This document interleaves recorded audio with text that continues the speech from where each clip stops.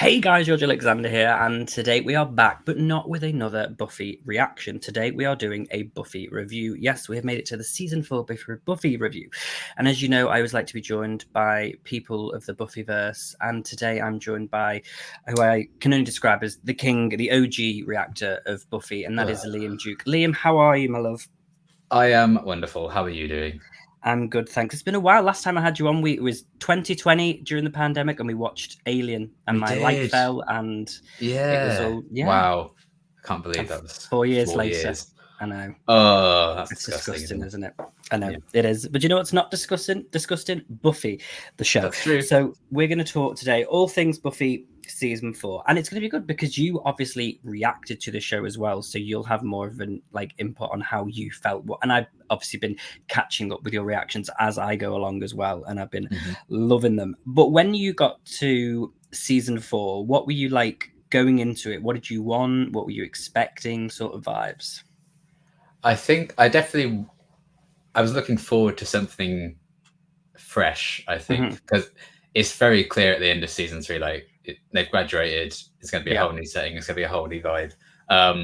And I was quite excited about that. A bit skeptical, I guess, because you're like, they've kind of nailed this formula now. They've nailed this setting. They know what they're doing. Yeah. They found their feet. And now it's going to change a lot up again. Is it still going to work? Am I still going to like the stories the same? Am I still going to like the characters the same in the new setting? Yeah. Um, Obviously, I think for the most part, I didn't need to worry at all. Mhm. Um, but yeah, I think I was quite excited for a fresh take because for something that's running for 7 seasons, I don't think you really wanted to grow stale. And Buffy certainly never did that with every season. I think they were trying new things, whether it was just settings or themes or characters and stuff. There was always something new. And yeah, season 4, I think, is probably the most dramatic example of that. The change. Yeah, I think when I went into the show, I genuinely thought that it was just going to be all through high school for some reason. I was like, oh yeah, it's just going to be high school, and I was I did as well, and I thought it was just vampires that they'd be fighting. yeah, same. When like demons and stuff was coming up, it's like, oh, okay, Because I strange. was when I started watching the reason I didn't watch it because I was like I'm not watching a show like I love vampires like obviously hashtag Twilight for life but I Mhm. was like how can you have 125 plus angel episodes of just killing vampires, but you Yeah, can, and you can do it well with everything else that I love all the supernatural elements of it, so to yeah, see them all come in was definitely a surprise. But yeah, I think I was the same for you. I was kind of like excited to see the change, but I was nervous because again like you say I was kind of, oh, how do I'm going to miss the library and things like that, and then yeah, they really said, oh, we're not well, obviously they have come back a couple of times to the derelicts school, but they were like, oh yeah, we're not coming back, so we're going to blow this school up just so you know that this yeah. isn't This like is this is over now. final. Yeah, It's now literally it's we've destroyed the set. There's nothing we can do. I know it was so heartbreaking, but it was so good. So how the first thing I was going to talk about, because obviously, as always, guys, I get guided by the powers that be, otherwise known as Nick Says Boo, who gives me my little topic lines to talk about. So first one, we've kind of just mentioned it there. The adjustment to college. How do you like as someone who, because you went to uni, right? I did. Yeah. I So was I did was you feel? watching season Yeah. 4 while I was at During uni. oh really? So was that quite a weird experience? It yeah, because obviously it's like the American Yeah. uni, if you will. So it's not like the same sort of vibe, but I did really, it really rang true. I think a lot of what they were doing with it. It's like Hmm. just the vibe that you were feeling, like the scenes where they're just walking around the campus and everything's new. And sadly, Pedro Pascal wasn't there when I No. started uni, which is a shame. But Yeah. you know, a lot of it was like this. This does feel very authentic, and I think, like we were saying, with a whole new setting, is a bit of anxiety about that because you really do find yourself in a very comfortable place with season 3, and I think it is a comfort show in many ways, Hmm. ironically, because of all the horrible things that happen. Um, there's a real sense of comfort all over again. I think it probably was down to me just kind of being at uni during that Yeah. period when I was watching the show anyway, which was 5 years ago. I think I watched season 4, which is Jeez, that's nuts. scary. And 3 years since I finished the show altogether. So, Oh my god. my memory may be a bit hazy, but I have been rewatching stuff to prepare. Um, To make notes. but yeah, it was wild, and I think that's a reason why I over the years I think I've grown more and more fond of season 4. Mhm. I don't know what your experiences is with like the fans and stuff, if they have any preconceived notions of like, oh, this season's rubbish or this season's great. I don't know if So you are aware of stuff like that. yeah, so obviously, so right now when I'm recording this, because I'm trying to be bulks ahead. So I literally today just watched season 5, episode 7. Right. So Okay. I'm like, and right now on the channel, I think it's like season 4 episodes. I think I'm like a season ahead of what's on the Yeah. channel.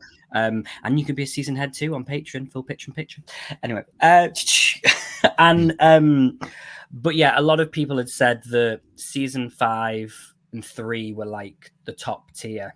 Mm-hmm. And I think, but people said season 4 was fine. I think because it was, and I think because it's an in between show between two. Because I loved season 3. Obviously, I'm only into the beginning of season 5, which I'm enjoying. But season 3, I was like, oh yeah, this is my favorite.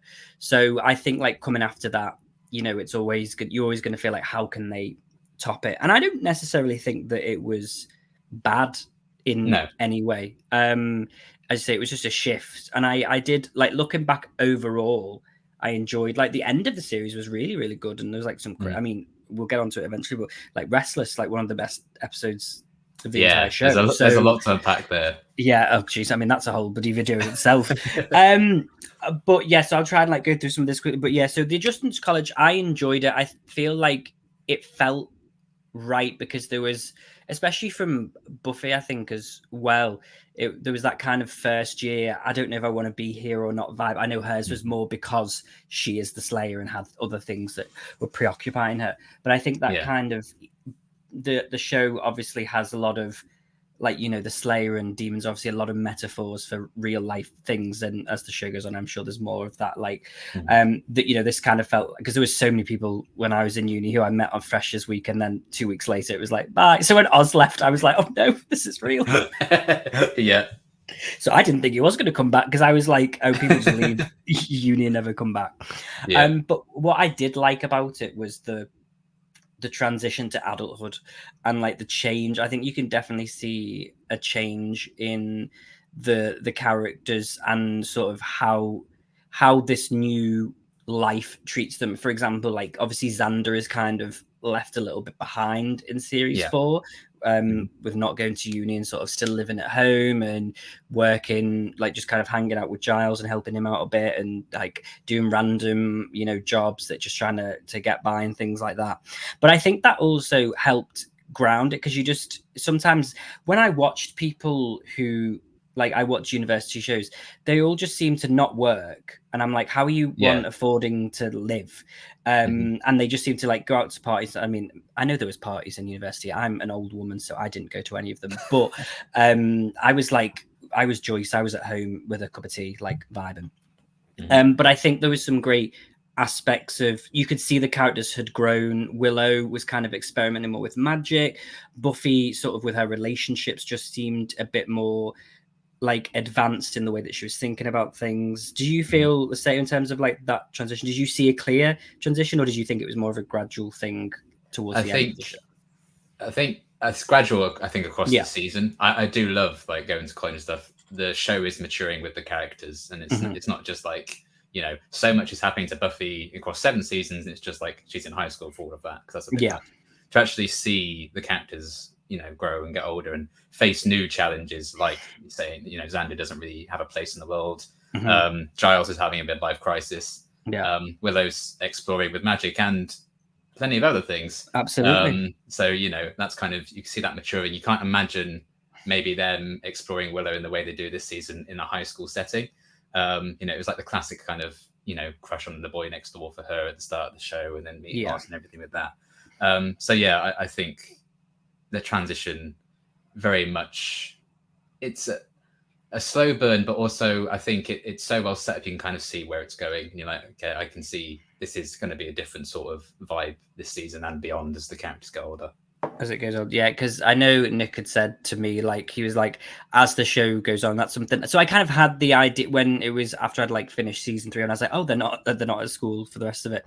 And he was like, you really do see as the seasons go on, like how the topics and things. And he was like, honestly, babe, he was like, by the end of it, it's like it's just like it's like real life, just like, and you're just like he was like not giving anything away, but he was like it's like depression, and that like there's a lot of real life which I'm excited to see how that forms, because obviously at its heart, although it is amazing, you know, the camp is like just such a huge element of the show that although when it hits, I mean, it doesn't take much for me to cry, most of you know, but I think I'll be intrigued to see how they deal with certain aspects moving forward as they fully transition out of adulthood, because obviously now in series 5 they're still at uni, but now, and in the episode that I just watched, she's just moved back home.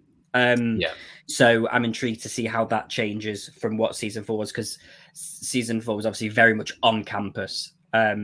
And it was cool, and you got to see a lot of there's a lot of cool side characters who like popped up and things, and it was like a good change. But I definitely saw the transition, and like you were saying, one of them in particular, Willow, had a big transition this season when Tara showed up, who I absolutely fucking adore. Tara. I love Tara so much. I love Tara so much. I was just like, the moment she came on stage, the screen, I was like, I'm going to fall in love with this character. And I recently just watched her episode in season 5 called Family. Oh my god! With Amy Adams, I was like, "What's Amy Adams doing?" I know. Here? I was like, I had so many moments like that. I was like, even with Pedro Pascal, I was like, I'm sure I know about this. I know this person. Yeah. So, but did you know going in that was a thing? Because I forgot it was. So going into Buffy, the only things I knew was Sarah Michelle Gellar, vampires. I knew Anthony Head. I was like, oh yeah, the guy from School Reunions in it. Which now looking back, it's the wrong way to look at it. It's so funny because I started Buffy and was like, oh, it's Lily from How I Met Your Mother, and everyone was like, she played Willow first. How dare you? Get out! Get out! Yeah, she's in that, isn't she? I mean, I never really watched that, but I'm watching it at the minute, so it's kind of really weird now. I'm on Willow mode now. Remember that? Oh, absolutely. Willow's the icon. But so did you know? So I knew about that. I knew that Spike. I knew of Spike because I feel like everyone knows of Spike. I think he's just such like a pop culture thing that I just remember visually seeing him on a screen as a child, and I think that formed why I fancy certain men growing up. That was kind of just that ruined me probably. And then the other thing that I forgot, like, because it didn't, when she was like with, you know, flirting with Xander, and then she's with Oz, and I didn't necessarily think that her and Oz were ever going to be endgame. But then when Tara came along, I was like, wait, isn't this a thing? And then Nick was, I don't know. And then I do remember hearing, oh yeah, there's a ginger lesbian in the show. Or I mean, I would say she's bisexual, because even in the most recent, I think you would define it as bisexual now. I'm not sure that was really. Nick said that it was a little bit. Time, I wouldn't want to invalidate that relationship with Oz. I think, because I think that was very much genuine. It was so beautiful to see, and it was so sad when it ended. But how did you so did you know going in that she was going to experiment with her sexuality, and then and how did you feel about when that came about? I don't think I knew. I can't really remember. I knew Alison Hannigan was in it. Yeah. Because I was like, oh, Lily, yay. I don't think I remember delving that into it. I think I remember watching just one out of context clip when I was really young, because we had a family friend who was a huge fan, like posters everywhere. They had a cat called Spike. I think that was my introduction to it. And I just saw one out of context scene, and I think it was just a vampire going at someone, and I was terrified of it. So I just stayed away from anything to do with the show after that, because I was like, I found that really scary as a kid. So I think maybe if I looked into it a bit more, so I'm one of those people like, oh, I'll see this actor, I'm like, oh, what else have they been in? And then I'll go down the rabbit hole. Luckily, I didn't fall into that with Buffy before I watched it, but I don't think I was aware from what I remember. Again, it was so long ago, but when Tara first turned up and that started happening, and they talked about doing spells together, I was like, okay, there's some subtext happening here. Yeah. And as that kind of just grew and grew, I was surprised at how prevalent it was. I think that the fact that it wasn't just played as like, a joke. I mean, they make some jokes out of it, obviously, but I think it's treated with as much validity as any of the other like core relationships in season 4. The developing bond between Willow and Tara and everything. So it was a real pleasant surprise actually that they went there with that, considering how long ago this was going to be airing. And Yeah. probably proved quite controversial at the time, and they still just lean into it and go with it. I really respect that move, and I do think it made sense for a character like Willow. Like, kind of looking back, and you think of like Doppelgangland, Yeah. and I think I'm kind of gay kind of Yeah. line, and then Angel's like, well, actually, it's it's not like a Quite separate not thing. far So off. Yeah. there's clear intentions that they were going down this route, which I think helps it. It's not just Yeah. like, oh, they just had this idea out of the blue, they're going to do it. It was very purposeful. And I think they lean into some of that aspect in her Dream and Restless as well, which I very much enjoyed. So yeah, it was a real pleasant surprise when it kind of started happening. It certainly helped that Tara was just great, and right Yeah. from the off, and she debuts in Hush, like an iconic episode, and you just feel so sorry for her in that sequence, and they just instantly kind of save the day together, and it's great to see all that play out. And I can't wait to see the relationship kind of continue. The episodes like family and stuff, it's very exciting. So yeah, I really love that they did it. Willow's my favorite character. For people who aren't aware, she was from episode 1. I was like, "You're my favorite. I love you, cinnamon roll." Yes. So to see her be explored in such a way, and done very authentically, I think, and to see all the other characters react to it so positively as well. Yeah, I think it was quite a powerful thing to do at that time, and I think that's kind of why it still resonates now. Yeah, definitely. I would agree. As I say, when it was it was only after it happened, and it was like, do you not remember? Do you not ever feel like you ever? And then I was like, I feel like maybe I did, but it didn't deter from me reacting to it because I was still quite, not shocked. That's the wrong word to use, but I was quite surprised when it happened. But like you say, I really enjoy the use of magic and spells, and I feel like as well, obviously it's very like when they did the spell together where they lay down, and there's definitely like a sexual element to that, and I think as well there's also, it feels like a sort of almost like a drug element to it. Do you know what I mean? So there's that kind of, which I'd be interested to see explored further, but I think it also just seemed right. Like you said, it didn't, I wasn't like, oh, this is coming out, something that's happened in season 5 that I tell you feels has come out of nowhere with another 2 characters that have suddenly, but I think maybe I'm just I'm very biased. I don't want a certain person to be with other people apart from me, but I have to remember that's not a real person, it's a character, and I'd rather them be with this person than another person. Anyway, I'm digressing.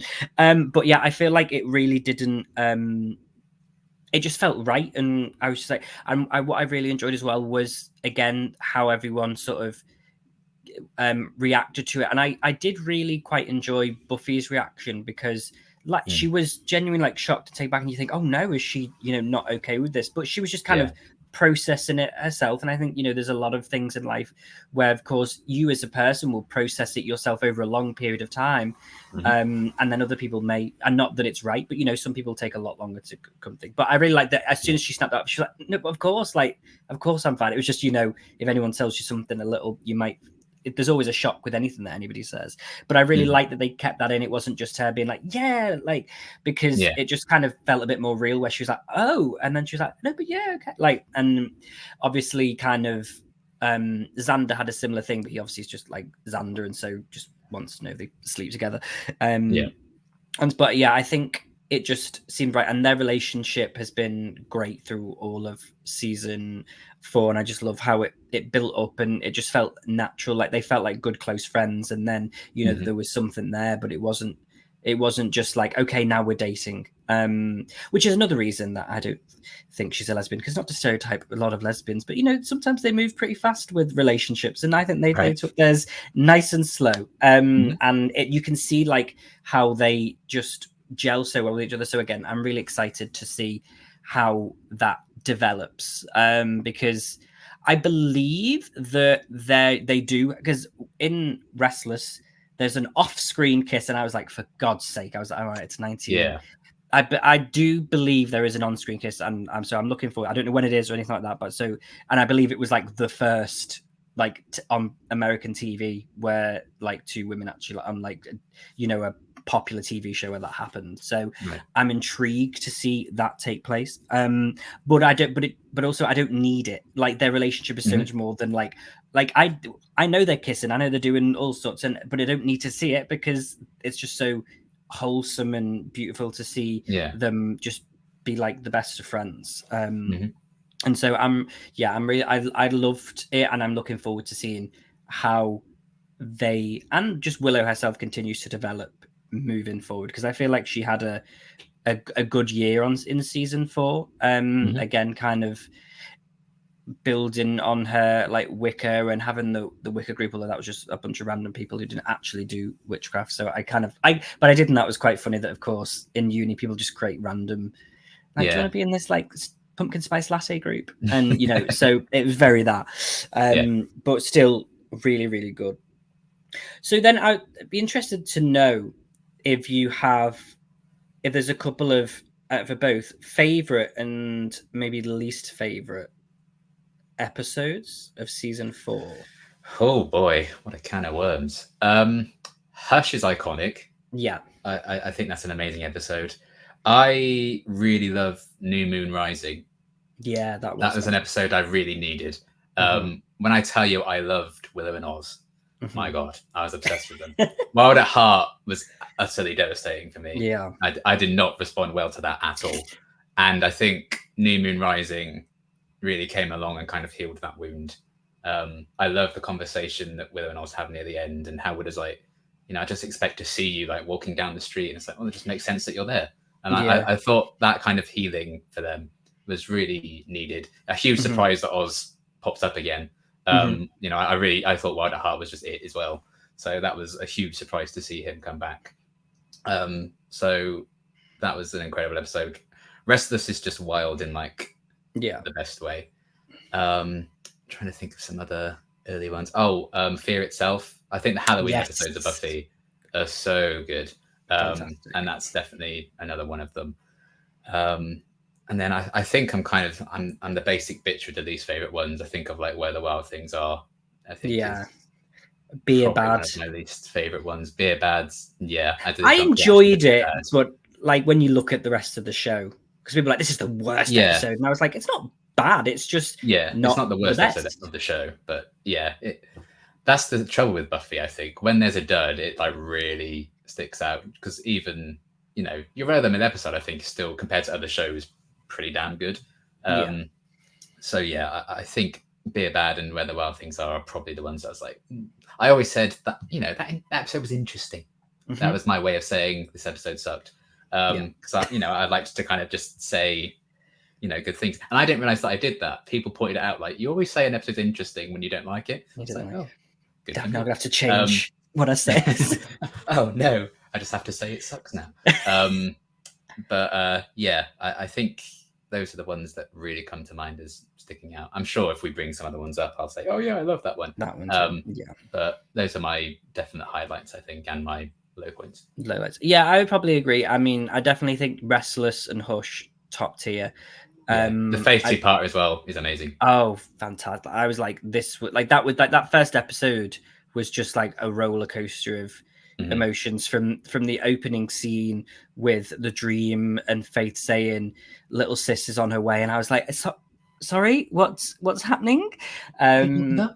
And then to like the end where like that's where Sarah Michelle Gellar saw that so well with like her eyes when she was like 5 by 5. I was like, oh my god, this is just like. And Joyce was in it, because something I really didn't like about season 4 is that Joyce was not in it. So thank God, because season 5 so far she's been in every episode. Thank fuck for that. But season 4, yeah, that was. So I definitely think those two as well. And Fear Itself I loved, because I was like, American Horror Story House is in this again. This was pre-American Horror Story, so it was this one first. But it was so cool to see that. And obviously For the Light of Day as well is one of my. Is that one? Because I can't remember. One's For the Light of Day and one's Into the Dark. One's the angel and one's the. Because I'm doing both, so I don't know which. I think In the Dark is angel. Is the angel like the Harsh Light of Day or something, isn't it? It's Buffy. Yeah. That's it. Yeah, Harsh Light of Day. Obviously, I love that one because Spike was in it.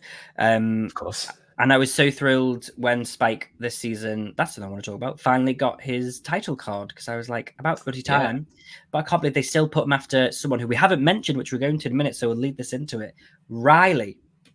Ooh, Thoughts, Riley. Feelings on Riley in season 4? I think I'm in the minority where I quite like Riley. He's not my favorite by any stretch of the imagination. And I feel like it's the plot that hurts the character more than the character being bad. And Yeah. it's hard to come after Angel, to be the Mhm. first one after, like, Yeah. Buffy's love like that across 3 seasons. It's always going to be tough. Um, but yeah, I enjoyed Riley for what he was. Yeah. And I do think as an arc, it does go to some interesting places. Um, but yeah, I think I can't say too much about him, which is probably a damning indictment of him as a whole. The trouble is we've had 3 seasons of like the main people in the gang being Yeah. built up and very laid and stuff, and then Riley has to come along and kind of pretend that he's at their level, Yeah. and he's just not. And there's a lot of other characters that I think tie him down, like Forrest, Yeah. um, and all that jazz. It's just you're always going to associate him with stuff like that. I think this season, Yeah. which is unfortunate. But I do think he's just very manipulated by people, and he's Mhm. quite led astray. And some of those things aren't really his fault. And I think he's trying to come through at the end. And I do think he has some standout moments. I love the bit in Hush where he completely misinterprets what Buffy's trying to tell him to do, and he smashes the box. He's like, I get Yeah. it. But, there are some like real, genuine, and great character moments for him there. And I think they try and lean into that a bit more in the future. Mhm. But yeah, I think also what they're trying to do with him, of the very nature of it, is he's still kind of an outsider and he's not really fitting in with the gang. Yeah. So of course people maybe aren't going to like him as much, because I think that's just purposefully what they're trying to do with him. So I think the show itself is kind of against Riley, but I do think he has his moments. Yeah, I would agree. I didn't necessarily have any issue with his character. He reminded me a lot of there's a character in although he had another side, and there's a character in Scream 2 who's Sydney's boyfriend in that. Derek, who's quite like that, and that's also it was filmed at the same university as well. Because I was like, I'm sure this is where Scream 2 was filmed. Right. But I feel like it was that kind of the golden retriever boyfriend almost. Yeah. And so they're quite like, which obviously is very different coming, like you say, from Angel, who was all like, don't touch me. You know what I mean? Like obviously Edward Yeah. Cullen inspiration. Yes. Which it was so funny, like watching like the first early seasons of him, and I was like, oh, this is where Stephanie Meyer got Edward and Bella from. And Yeah. also to see exactly where Russell T Davies / Chris Chibnall got Torchwood from, because I was like, oh, Angel is Torchwood. This is Torchwood. Like, and Yeah. Nick is currently watching Torchwood at the moment, and he's like 2 episodes in, and he's like, oh yeah, this is Angel. He's like, even the second episode of Angel is like a character that's like it's driven by like sex and things, and like in this one is the same.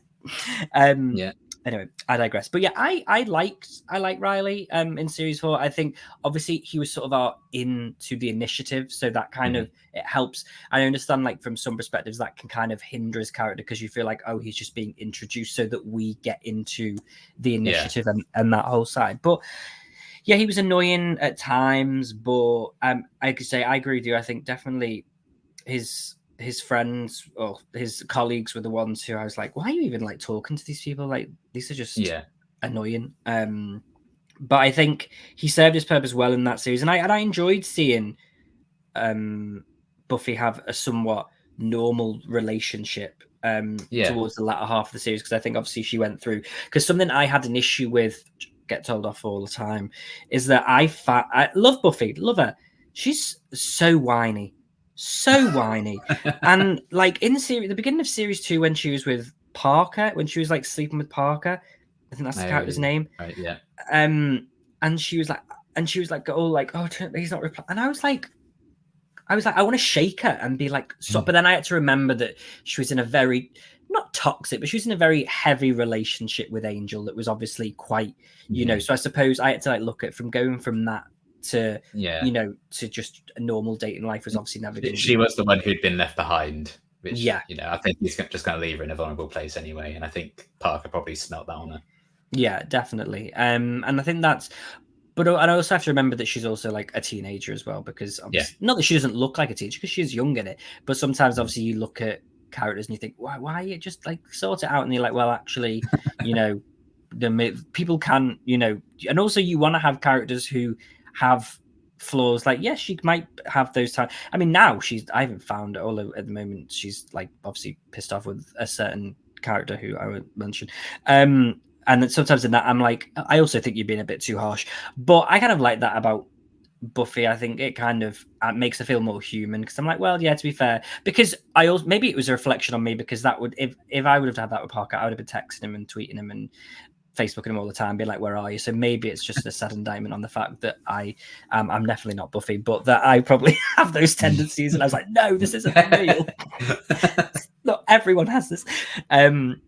But I want to talk about the initiative and kind of that storyline. How, because obviously when we kind of at the beginning you sort of know something's going on. It's funny looking back when you see like the guys running around at the beginning. You're like, oh, there's something going on. So how it Yeah. comes to the end, you're like that's amazing. Like they really do some great story work. So how did you find sort of the Umbrella Corporation in series 4? It really is the Umbrella Corporation, isn't it? Yeah, I really like the idea of it. I think it really expands the universe of the show in a way, not just because they're adding a spin-off to it at this point of the show, Yeah. but just kind of bigger things going on. And you think of is it Out of Mind, Out of Sight, I think in season 1, the Invisible Girl, she gets kind of taken away by this corporation and raised. So, you know, there's kind of ideas that there are initiatives like that out there. I like that they kind of explore it. Again, it feels like a fresh, different kind of threat than you'd expect from seasons 1 to 3. And I think really delving into it immediately after Wild at Heart was a great distraction for me. So I think I really enjoyed that. I was like, ooh, we get into the plot now. This is interesting. What's going on here?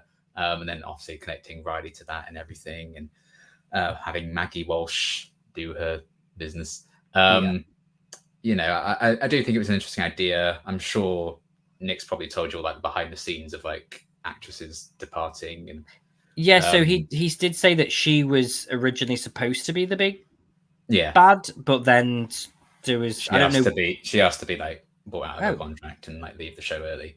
Oh my God. So she should have been. So because it shouldn't have been Adam at the end. It should have been her. As like a, because I said we will talk about Adam as well in this kind of. So was it that she was going to become like or she was just going to be like a normal? I think she was just going to be her, but like her ultimate goal was to turn everyone into like an Adam. I think. Right. Okay. I don't know for sure, but I know she was intended on being the big bad. But the actress left obviously early, so they just quickly killed her. And yeah, I don't know if I don't think Adam was really supposed to come into existence in the way that he did and take over everything. So I think that really did kind of hinder their plans that they were setting up from the beginning, and suddenly they have to change that and throw that away. And then there probably could have been a bit more of an interesting dynamic if they kept Walsh on, because they have elements of that with her and Giles not really seeing eye to eye about how to go about things, and you can see there's probably potential to grow and develop that a bit more. And sadly, they just have to throw that away like the episode after that or something. But as a whole, I think it's a great idea to kind of expand things. It's a great thing for Spike's character and keeping him around by having him get chipped and everything. So I think it kind of proves its value just through what it does with Spike's character, I guess, and adding him to the main roster. So yeah, I did enjoy it. Again, I think some of the side characters sort of let it down, like Forrest, who I just couldn't stand. But overall, I think it was a nice addition. Yeah, I agree. I thought it was like when I found like when they did the scene where Riley's talking with Forrest and they like and the glass opens, and I was like I was shocked to even see that like he was part of this. I think that was good. And then I was like, oh damn, they've got money. This is like an airport bunker. Like they definitely got the budget this year. But yeah, I can kind of see that now. So yeah, Nick after she died. Spoiler, you're on the season 4 review. You should know that we're talking spoilers. Otherwise, it's a spoiler review. I could see like Nick was like, okay, so this was what was supposed to, he just said that she was supposed to be the main villain and it didn't work out wherever she left. But yeah, I can kind of see how maybe what could have happened is obviously she was, drugging the men in there, so maybe I feel like I could have seen a good finale where Riley had to choose between killing his mother or his lover. And I think maybe that could have been nice because they played on that that Adam used him towards the end. So I can see how that could have been a bit better had it been that. Yeah, I think the end of Riley's arc probably would have for the season would have really hit harder, I think, if it actually had been like the twisted mother figure that he was having to take down. Yeah, I mean, and I thought for a second she was actually his mother, but she wasn't. So and Adam, I liked. I didn't necessarily have any issue with Adam. I feel like he was there, He and was there. he was there, and he kind of just told people to do things, and they did it. And I liked the fight. Like I loved the fight scene in the lab with like her, with Buffy and with Riley, kind of like in the chip mode and things. Yeah. I thought was really good, and I kind of liked how like even it was like his from the set off, like when he comes out of the underground and literally just murders like that kid. I was like, oh, okay, so he is just like awful. Yeah. So that's probably their way of kind of trying to show how extreme he was in order to make up for the fact that maybe it seemed a bit He didn't left have as wing. much build up. Yeah, Because you see like someone like the mayor is just there yeah, for like the entire season 3, and then suddenly he gains the prominence, but you have seen him the entire time. And yeah, Adam sadly didn't have that luxury. But I think I've warmed to Adam a lot in the years since. yeah. I don't think he really stands out as like a big bad, but that's not necessarily the character's fault. No. But I think it is. He's just a silly, goofy little guy, and I have come to quite enjoy just the goofiness of his design and everything. And I do think there are some wider meanings to him. There's the whole like technology versus magic debate this season, I think, that they really lean into, and I think he kind of adds to that debate quite well. Yeah. And I don't know if they would have done the whole big spell to stop him if it had been Maggie Walsh in his place, because that might have been a bit overkill. So I think his presence then does add something, which I think is interesting.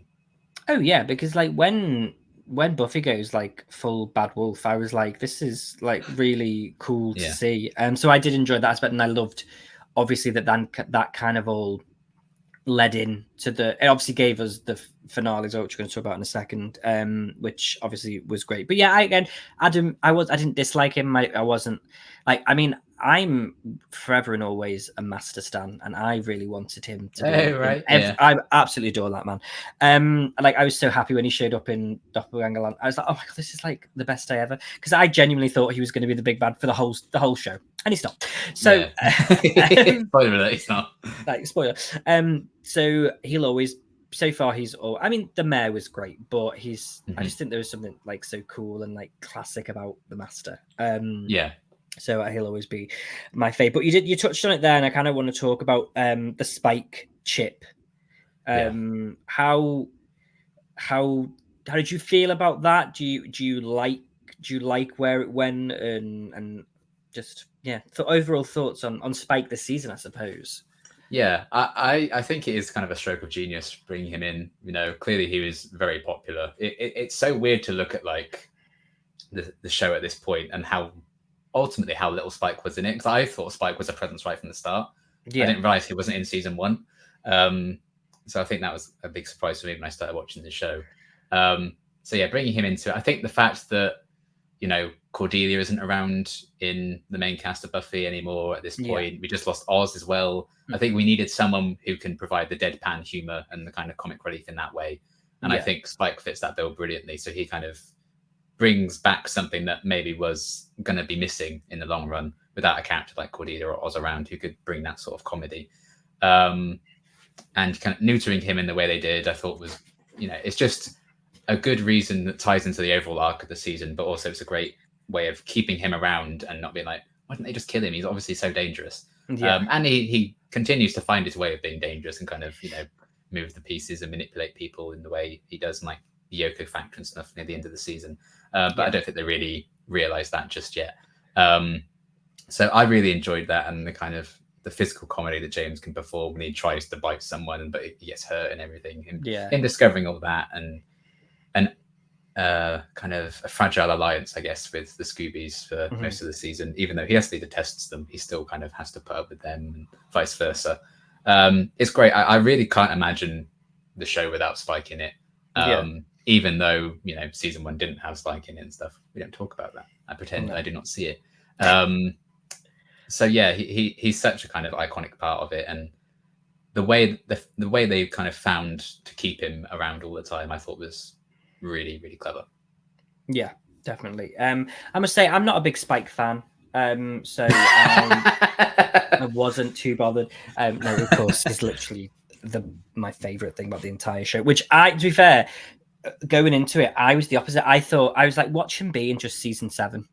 And I thought he's like this big thing that's like throughout the show. He's in one episode, and I was like, imagine he's just like so. Because I thought, I mean, he was in that cameo, and again, I don't know, he could pop back up, but I feel like I always thought as a kid that he was Angel, because I feel like I must have had Angel on once. Like I remember always seeing the show on like Sky something, and I just remember him being on it. I don't remember what it was, and I always thought he was Angel.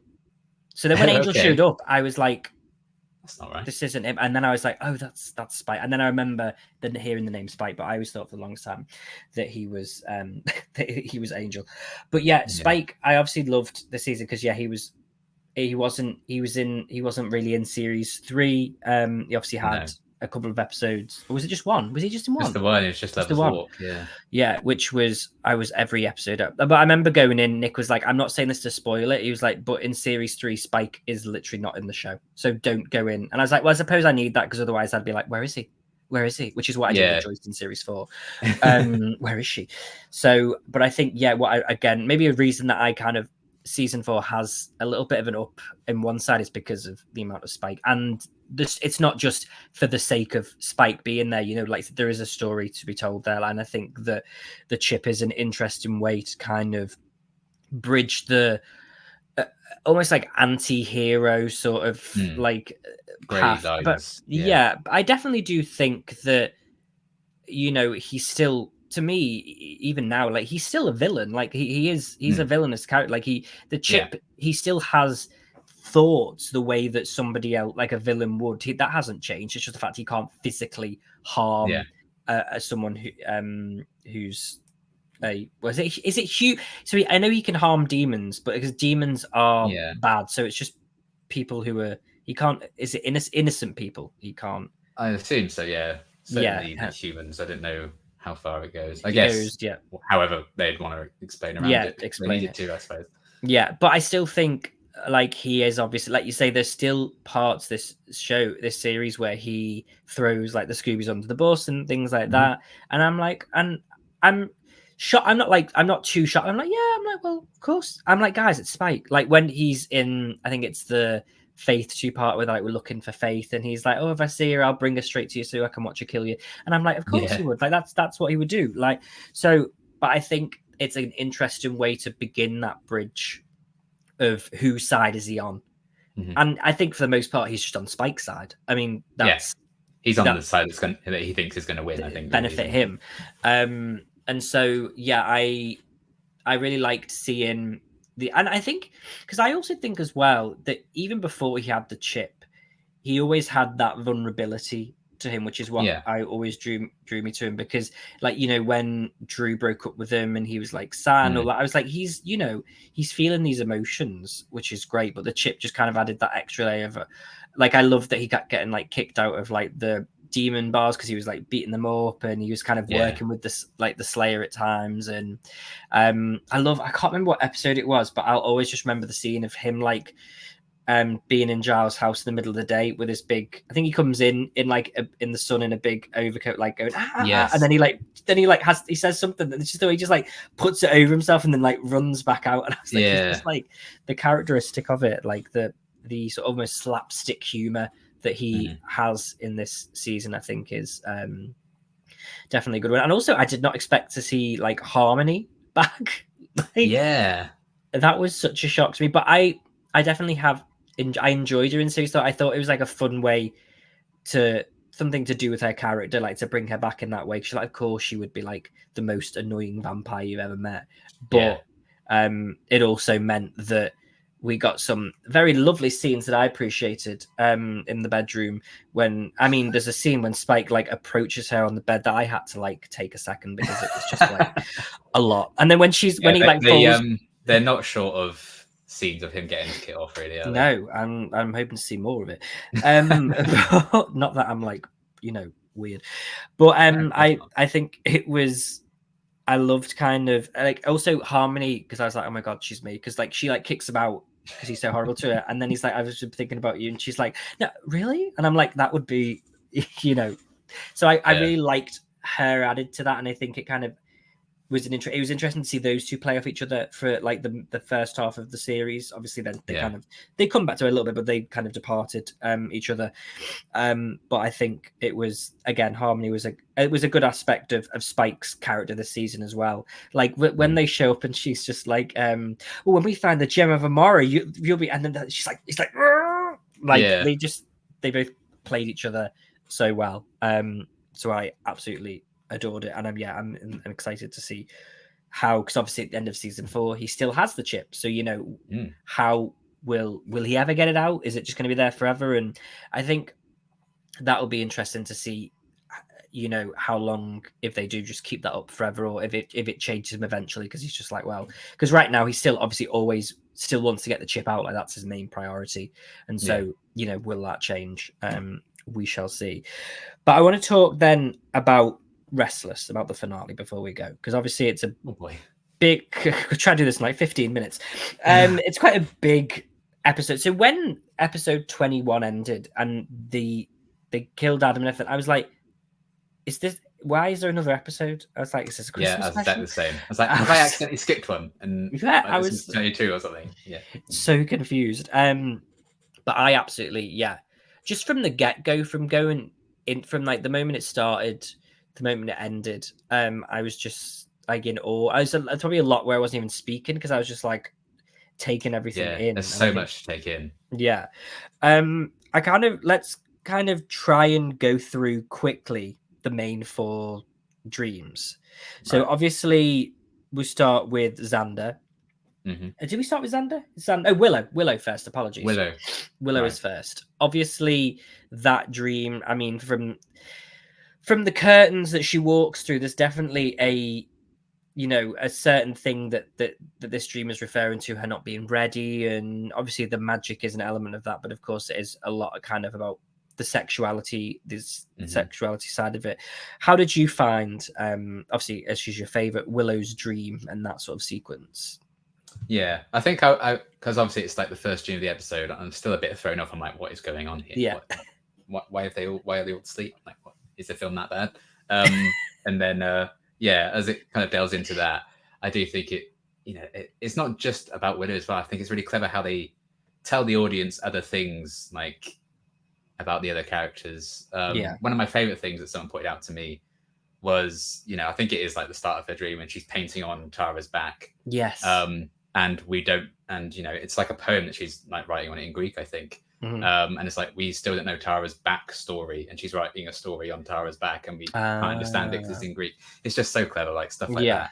But I think kind of exploring, they're going to find out about you, and the idea of like her costume is like who she's built herself up to be in season 4, and then it goes back to her, wearing, I think it's the outfit she wore when she first met Buffy. And she's still kind of afraid of just being that little nerd girl, and she hasn't really grown and changed as much as she thinks she has, which I think is a very real thing. And I really enjoyed that kind of exploration, and the very purposeful thing with her book being like the Lion, the Witch, and the Wardrobe. And obviously she's like the witch, and you can throw Tara into that as well. The wardrobe is like the costume that Buffy's ripping off of her. It's all really interesting how it kind of kicks off with that, and the idea that the person pursuing them in the dream is kind of taking the aspects of what they gave to the spell in the previous episode, I think is really clever and really interesting. There's a lot to unpack with it, but I really do enjoy that it's not just about like her sexuality as well, which I think is a very easy way of doing it. It is about like her insecurity about, have I really changed that much? Am I still just that shy, nerdy girl that we first met? And it's just a clever way of examining, like, just in 4 seasons, how different she really is and how far she's come. Yeah. But the fact that she still feels like maybe she hasn't really come that far, it's really interesting. It's an episode all about your own interpretations. And I like that you can maybe disagree with the character's own insecurities, and you feel like, well, they shouldn't feel that way. She obviously has changed, but the fact that she does, it's just a very deep episode. And it's only the first dream. But Yeah. yeah, there's a lot of great stuff to explore with her. Yeah, definitely. I agree. I was still like in shock. I was like, what is, again, like you, I was still processing the episode itself. And I was like, oh, we doing this? And kind of because everyone was asleep, I was like, okay, maybe we are doing this as like a full like episode, which I was obviously intrigued by. And just the score as well was fantastic in that episode. Yeah. Like I've been listening to that nonstop. Mm-hmm. But I liked kind of, other than, yeah, again, I don't think it was too, there were the elements of the sexuality there, but it wasn't like, this is, look, she's, you know, she's struggling with, like, I feel like you say, you know, it was her struggling with who she was as a person and growing out of who she used to be, and, you know, how she didn't like who she used to be, and now she's starting to sort of enjoy her life a bit more and be a bit more outspoken. Or, and she's always gonna be Willow, who's kind of like, oh, and then kind of, you know, she'll have that little moment where she goes back down. But I think that's obviously like her character quirk, and I love it. But yeah, I mean, I thought for a second that, I mean, listen, I'm a Jenny stan till the end, and I thought Jenny was going to show up when they're in that thing, and I was so sad that she didn't. apparently the actress is like a born again Christian or something, and like doesn't. I think that's doesn't like. That's she's like, I wasn't on the show. Even if they wanted her to kind of come back, I think there's probably reasons like, why that didn't happen. Yeah. No, thank you. And then we had my neck broken. Thank you. Yeah, keep me dead. Then we had, of course, Xander's dream, which was obviously kind of about feeling left out, left behind, and also his relationship with the women in his life, and in particular Buffy, and then obviously the ice cream van with Anya there, but then Tara and Willow in the background, kind of taking the focus off him. How did you Joyce in her little red number? Oh my, yeah, Joyce in that outfit. I was like, bitch, absolutely. Okay, slay. Absolutely, I know. Will you be slaying this evening? That's still one of my favorite lines in the whole show. Yeah, it's great. Well, how did you feel about Xander's dream then? I really enjoyed it again. I'm a big fan of Xander, actually. I know. I think he rightfully gets a lot of shit. I do think season 4 is probably his best season. Okay. Because even I know some people even have like a problem in Willow's dream where it cuts to him and he's like, I do a little spell by myself. Because, you know, Willow's not even there for that, and it's like her dream and stuff. I can see why, you know, certainly in the early seasons, Xander says stuff and oh, shut up. But I think season 4 is probably my favorite. I think my favorite moment he ever has is his speech about, you know, he thinks, what would Buffy do whenever he's feeling scared, in the first episode of season 4.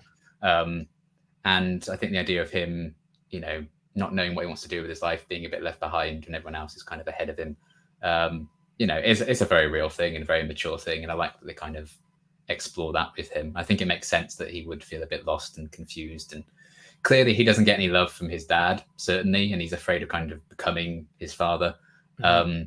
And I think because he doesn't get that love, he very much confuses love with comfort. And I don't think he realizes what he needs. And I think that kind of speaks to the scene with Joyce. I think he kind of does see her as like a mother figure and he wants the comfort from her, but he's so confused about what comfort and love really do mean that she's still kind of sexualized in that moment. And the same with Tara and Willow. And even when Buffy calls him brother and he's like, brother, because I think he kind of still holds that candle for her even a little bit. You know, that's still kind of quite cutting to him. And the scene where he sees like Giles and Spike on the swing. On the in the suits. I was thinking, because why not, of course. And Spike's kind of, I think he's kind of saying like, Giles is my dad now. And then it's like, you know, I was interested in that for a while, but I've moved on to other things. So I think he was kind of, he's reaching out for a father figure that he just wasn't there for him. So I really do think that speaks a lot to his character that I've enjoyed. And I can't remember I think was it season 3? It's like an episode where you see him kind of sleeping outside in the snow because his family always fights at Christmas. And you know, just little moments like that I think build up to this dream really nicely. And I do just kind of feel sorry for him in that moment. And just the way it's shot again, I love the scene. I think it's like it's all green and stuff where he's like walking through these corridors and it's like yellow in the background. It just looks so cool. The Apocalypse Now kind of segments and Snyder's just there because again, why not? It's a dream. It's all really well done. I think Xander might be my favorite dream actually in the episode. Which, interesting. Yeah, might be a hot take, but I really definitely enjoyed it. Yeah, no, I definitely enjoyed it. And I felt it kind of added a bit more layers to him as a character because you could see like the turmoil because obviously he's always trying to put on like the comical, goofy face, and sometimes he's obviously, I mean, you know, he's a teenage lad, and not to excuse everything he's ever done, but you know, some of the stuff he says, you're like I'm at this point, I'm like, well, that's just Xander. Like, I'm not like it's just him. and it's not. Mm. But I think there was a lot here that kind of unpacked him a bit more that I enjoyed, and I think that kind of bleeds in to series 5, especially with the particular episode towards the beginning where he's kind of Yeah. discovering himself and things. So I did really enjoy his one as well. Then of course we had Giles's. Yes. So I actually do believe, speaking of Jenny, that originally Jenny it was in the script as the one who was pushing the pram. That makes so much more sense, I think, than Is it Olivia, Olivia, his friend? yeah, Yeah, who I do like her that she showed up. I like her, but I do wish we'd spent maybe a bit more time with her. Yeah, I To thought when she moment, was it probably would have hit introduced, harder.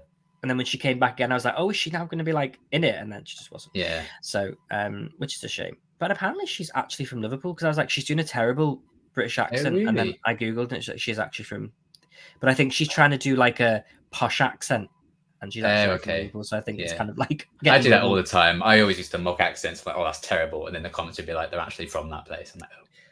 Oh yeah, like I mean, so just speaking about accents real quickly, I genuinely thought that Wesley Wyndham Price was British, and he's not. Yeah, it's so good. Like I obviously know Giles is, so I was like, oh yeah, but I was like, oh yeah, he's definitely British. I mean, now I know there's sometimes like I pick up on stuff where I'm like, oh, I can kind of see like how, because there's a scene, not in this, in another thing where he does an American accent, and I was like, yeah, that sounds comfortable to you. And I also didn't realize he's married to Alison. Yeah. And they've got kids, because I saw a photo of them the other day, and I was like, they both look so stunning still. It's like annoying. Yeah. I'm like, I'm literally aging like Benjamin Button, like the other way, like just getting old. It's just like, do you know what I mean?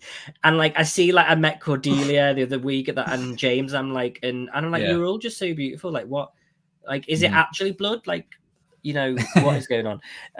Anyway, I digress. But Giles is one I quite enjoyed, because obviously I feel like this season was definitely, there was a bit of a departure for him and Buffy with the kind of the daughter and father relationship that they had in the first 3 seasons, and it's kind of explored towards the end, you know, where he feels like she doesn't need him anymore, and I think that kind of bleeds into the dream. So, what did you think about Giles's dream?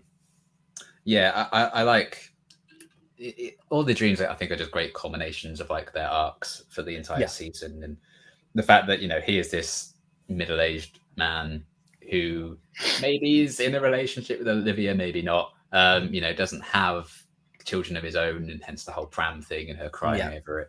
Him kind of just feeling a bit useless. I do like that it's a similar vein to Xander's, but like 2 points of your life where you might feel a bit useless and you don't really have a place. You know, and obviously Giles kind of gets the whole episode about that when he's turned into the demon by Ethan Rayne. So they kind of explore that a bit there, and I like them bringing it back here. Just the idea that he's very kind of lost, and I think, you know, he's determined to think, I think, certainly at the start of the season, that Buffy doesn't need him anymore. But I think that's probably him trying to make it easier for her. It's like, okay, you can leave it behind. You don't need me, even though he probably still very much wants that. And, you know, he then ends up worrying that I probably should have still been her watcher for this moment. You know, it doesn't mean you can't have one anymore, really. I think it's a great kind of culmination of his entire arc thus far. And I love just how easily he just takes to the stage and sings that big song about everything that's going on. You know, gotta love a singing Giles moment, and that's definitely a big highlight one. The fact that he just takes to the stage with that much confidence as well. I think that's maybe a sense of him coming to terms with things a bit more, and like understanding his situation. Maybe moving forward with that and finding a new purpose for himself. I really enjoy his sequences. I enjoyed it definitely too, and I like kind of seeing the home back on his and Buffy's relationship and where he is, because I always thought, I mean, for the longest time after Band Candy, I really thought that Joyce and him, there was going to be more to that, and there hasn't been. So, and I thought maybe that would have been explored in the dream as well, but then obviously they kind of had Olivia, so they kind of took that a bit that wasn't needed. But I definitely, and I love the whole black and white scene with Spike where he's just like playing like, you know, the freak at the circus almost, you know, posing and things like that. And I thought it was interesting that Spike was in Giles's. Was he in Willow's dream? I can't remember now. But he was in Xander's and he was in Giles, so I thought that was interesting. And then finally, obviously, we have Buffy's dream, where we kind of understand what's going on, or almost understand what's going on. I feel like trying to understand it. I was like, okay, I get it. With the first Slayer, and obviously there's a particular scene in that I must say that I watched about 70,000 times, and that's the bedroom scene where she's like, oh, Faith and I just made this bed for who, and I like there's a whole scene about like, and there's so much that I picked up on in that scene that I don't know if I even mentioned it in the reaction, but the fact that, so one thing that I knew coming into this, I didn't know anything, but I knew there was a character called Dawn. Right. Because when I started the show, everyone was like, wait until dawn, wait until dawn, wait until dawn. And I was like, what, the morning? Or like, what's going on? So funny, everyone. Well done. I'm very proud of you. Yeah. So I was like, whatever. So then when that was mentioned, I was like, oh, and I knew who plays her because she was in the Black Christmas remake. So I kind of, I knew that, well, actually, that's a lie. I didn't know she was Dawn. I knew that, did I know she was Dawn? I think I did know she was Dawn eventually, but I thought I knew she was in the show. Anyway, I'm digressing. So when that scene happened, I was like, okay, but I still had no idea where it was going to go eventually. But like that, and the fact that also the clock was broken, but it was on 7:30 a.m., which then reminded me of the dream with Faith, where she said counting down from 7:30. There's a lot of, and I think there's something about, I'm not always a big fan of dream sequences, but I feel like Buffy's dream sequences, obviously this was a full one, but just Buffy's herself, the one she had with Faith, and then this one with Tara, although it wasn't Tara, it was the other Slayer. Because I believe originally they wanted David to do it, but he couldn't make it. So that's why they used Tara. Which I loved her, and I thought she was great doing that kind of character. So that scene I love. But how did you feel about like Buffy's little dream and kind of, I suppose now seeing it, I've seen the whole show finished, you've picked up on more stuff that was maybe mentioned and things, but I know that they set up a lot, they foreshadow a lot. That obviously I think you'll come to understand as you continue watching, even seasons ahead. It's great. And obviously Buffy has been a character who has had like dreams before. I mean, they've all had like nightmare sequences in season 1 and stuff. But we've seen like the scene with Faith and stuff. She's had these sorts of dreams before. So they're always very purposeful and full of intent in Buffy whenever they do them. I liked them, really delving into and like just visually showing how she's kind of been, the whole gang's kind of been drifting a bit in season 4, and they kind of very much literally come back together at the end and do the spell and everything. But that kind of distance from everyone she kind of shows. I love the visual of Joyce just in the wall, because they've kind of been quite separated this season, and maybe Buffy's sort of moving on from that, and Joyce was moving on a bit, putting stuff in her room, and just some great visuals that you can get away with because it's a dream. And her kind of moving through all that and then confronting the first Slayer at the end. I loved the idea of like seeing the first Slayer. Yeah, I thought that was so cool. All of that meant, it was a really clever idea. I never really expected them to delve into like the Slayer lore in that way. So when she popped up, that was really interesting.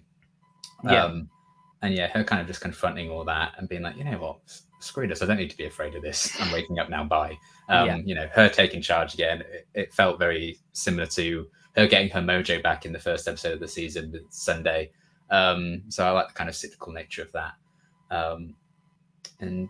Just again, it's very kind of character driven, and you don't even realize it fully yet, just how interesting it is. So you can just enjoy it for what it is and try and piece it apart. And I can only imagine what this was like when it first aired and you didn't know any of the stuff that was coming. And people piecing that together, even years later, with little details that make sense. And just something as little as Tara being like, be back before dawn, that you just, it's going to completely go over your head, and Dawn shows up and like, oh, you're like, oh right, that's who you were talking about. That's who they mentioned. That was another thing that I thought I missed an entire series or something. I was like, because when that happens, it's you're like, but anyway, but yeah, and also something that we've got to quickly talk about, Cheeseman. Because he was just like Cheeseman. I know, like insane. Because I was because obviously I was digging into things, because I kind of picked up on like the Dawn thing and 730, and I was like making all those connections, and I was like the Cheeseman, and then Nick was like, no, it's like it's just used to point the fact that like how random dreams Dreams are can weird. be. Yeah, Yeah, they're just weird. I think that. Yeah, it's that. There's a lot of like people who say it's also like commentary on criticisms that the show got for being really cheesy. So they're going to Okay, throw yeah. that in as well, which I think makes a lot of sense. But Yeah. I love the idea that it's just he's there because dreams are weird, and sometimes Yeah. people just turn up and he Yeah. just has cheese. Why not? That's it. And I just love like that's how like series 4 ends with literally just her being like, well, at least you didn't dream about men with cheese, and everyone's just like. So I think it's just like a cool way to end the show because obviously that's quite a deep episode that it ends on a cheesy note, if you will. Yeah. So yeah, I really like that. So I'm intrigued to know then, just before we go, just out of interest, what is your ranking of the Buffy series? Oh my god. Okay. Sorry to spin that on you. Oh god. What? So you want 1 to 7 in order, do you? Is Yeah. that what we're after here? Okay. Yes, because I'm just intrigued to know moving forward if yeah, because obviously there's a lot of people who say 5's the best, and so I'm just intrigued to and I think 5 is my favorite. Yeah, but that could probably easily be switched with 6. I think really? I'd go. Okay. Yeah, I mean, I really, for me, season 6 ages like fine wine, Right. and I absolutely adore it now. Okay. So I can't wait to see what you think of that when we get to 6. Everyone has different experiences with every season, obviously. Yeah. I think I would go 5, 6, 2, 3, 4, 1, 7. Interesting. Okay. Yeah, because right now mine is 3. Mine's so boring. Mine's literally 3, 4, 2, 1. 3, 4, 2, 1 is like not 4, 3, 2, 1, but 3, 4, 2, 1. And yeah, obviously I'm only just beginning season 5 now. So I mean, I'm enjoying it so far, and but I also think I'm like nervous because sometimes when people hype up, it was very similar with like Game of Thrones when people are like season 5's shit, and I was like, so I went in with 0 expectations, and I was like, I really enjoyed series 5. So again, that's why I'm trying not to like. I don't want to get like too hyped about it because I'm gonna be like, oh, what if I? Not that I won't like it, but what if I'm like just not as about it as you don't want to be the one person that's like, well, actually, my bloody, that'd be my bloody luck. I'd be like, oh yeah, it was fine. That certainly does happen a lot. I think with the Buffy fandom, they want you to have their opinions. I think, but it is what it is. You know, I certainly was quite contrary on certain aspects of certain seasons. And I think it was actually to the show's benefit at the start because everyone was like, just get through season 1. It's not very good, and then it really finds its footing in season 2. So now it's kind of like, oh, okay. But then I think I ended up enjoying season 1 all the more. It was like a pleasant surprise because I thought it was going to be really quite terrible. But I really like season 1 for what it is, considering it's kind of like a last minute replacement for a cancelled show. You know, they did good stuff with that. But it's interesting to see how different things like even I think my opinions now are very different to my opinions in my reactions about so many things. I've really come around a lot. And I think I've kind of liked things a bit less than I used to. And obviously that's not it's a weird thing with reactions is like people watch them and they're like, oh, that's their opinion forever. They suck. And they comment like 3 years later and they're like, and you're like, no, wait, actually. No, I love them. I swear. Or you might just end up really hating a character now and you liked them back then. It's very interesting. I had that with you watching The Walking Dead with my dad. I'm like, wow, I love this character. My reactions, I can't stand them this time around. So it's just one of those things, and it'll be interesting to see what your hot takes and controversial opinions will be. Yeah, I'm intrigued because I feel like I don't know if I had that. I mean, I think people always shocked because when I was chatting to Ian from Slayerfest, and like Buffy is she's not like she's in the middle of like when I ranked characters. Yeah, and there's a lot of people above her, and people were like, I did a tier ranking video, Mm-hmm. and I think I put Buffy in A and not S, and people were not happy that I did that. So that probably is your hot take so far, then. Maybe. That and the like Spike could kill everyone in the show, and I'd be like, let me hide the bodies with you.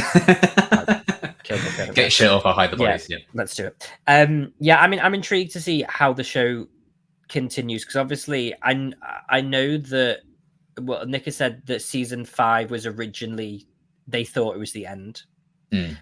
So he said it may feel at times like a final thing, but obviously then they got moved to a different network and things similar to I think Angel did as well. Yeah. But I think what I'm thankful for with any show like this and thinking about like endings is I watched season 8 of Game of Thrones. So realistically, it would have to be severely How bad. bad can it Like possibly if get? it I would be shocked if it was worse than that. I was like, and with no how did, just out of interest, how did you find the end? Of Buffy, Yeah. I really loved it. Okay, fine. So there we go. Yeah, I mean, I don't want to influence your Yeah. opinion, but I feel like you have your own opinions anyway. Season 7 isn't my favorite. Mhm. I mean, I obviously ranked them for you just now. Yeah. I think I've kind of liked it a bit less as the years have gone on. Okay. But the finale, I think, is fantastic. Okay. I couldn't have imagined a better ending for the show, personally. Interesting. Okay, yeah, because I've seen a lot of people who said that they felt like the season 5 finale was the best because it felt like more of. So I'm intrigued to see both. Yeah, I think it could Yeah. have ended with season 5, and I'd been like, that was really good. Yeah. But I think it's more so, you know, what they go on to do, I guess, beyond that makes the ending that does ultimately stick feel better and right to me. I'm excited then. And then Yeah, one final... you are at like the halfway point now. You know, I think the end of the Faith 2-parter is like halfway through the show in terms of episode numbers. So. I know, I was shocked like today when I was like, oh, I'm on like series 5, episode 7. I was like, that's... I mean, I think because I'm only on like season 2 of Angel, I feel like I'm so far behind, but because Angel it does feel that way. Yeah. Goes on, because I think season 5 is after season 6 of Buffy, right? I believe. Season 7 of Buffy, sorry. Like it, after season 7, yeah. Yeah, so that continues on. So I think that's why it obviously feels, because it's delayed slightly. Yeah, and then season 5 of Angel will fly by because you're so used to just watching them together that the seasons feel longer, and then suddenly you're just watching one season of Angel and it's like, oh, it's gone. And then you're done. Yeah. Okay, well, I want to. So one final question then for you before we go is obviously I'm kind of started it, but for somebody, so if we're going into season 5, what's the, you know, I don't know, I don't know without spoilers, but like, what, give any advice? When you're confused by it, you're supposed to be. Okay. Just trust where it's going. Yeah. Should I say it to influence you? I don't know. Season 5 is my favorite story arc of the show. Okay. I think it's the best overall series arc. Yeah. I think if any season would maybe boost your love of Buffy, I think it would be this season. Okay. Roll with every emotion that it throws at you, because it is a roller coaster. Yes. Probably the most dramatic one of all.